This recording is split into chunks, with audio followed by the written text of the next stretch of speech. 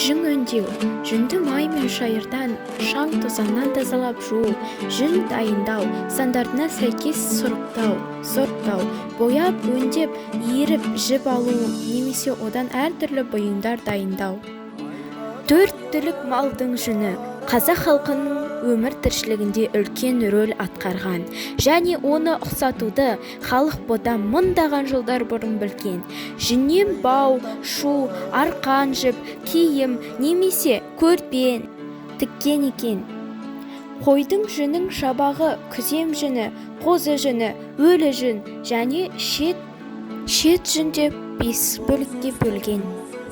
Бұл істі халқымыз дәстүрге айналдырды десем де қателеспеймін.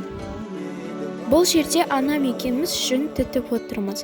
Анамның айтуынша бұл іс менің әжемнен қалған екен. Әжем анама үйреткен, ал анам қазір маған үйретіп отыр. Менің ойымша анамның осы жердегі мақсаты осы ұрпақтарға әжемнің ісін жалғастырып үйрету деп санаймын. Және де бұл өте қызықты іс, маған өте қатты ұнады.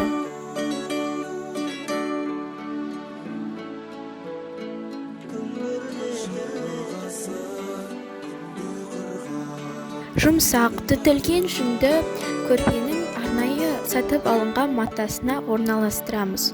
Бұны біз істеу үшін жүнді кішкене қолымызбен созыңқырап, оны орнына орналастырамыз.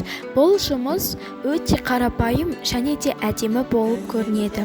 Солайша осы туындыны өзіміздің қолымызбен тігендей бастаймыз.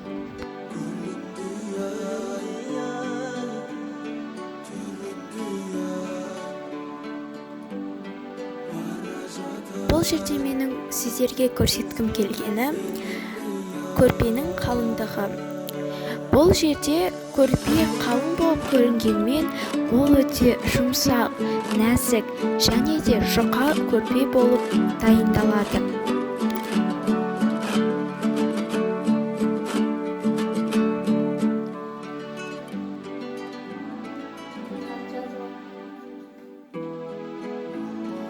Көрпені сүру әдісі. Бұл көрпені жасау жұмысындағы ең соңғы нәтиже жұмыс. Бұл жерде біз иненің көмегімен көрпенің жан-жағын, ортасын, бәрін сырып шығамыз. Бұл жерде біз көрпені кішірейту жұмысын жасаймыз. Назарларыңызға рахмет.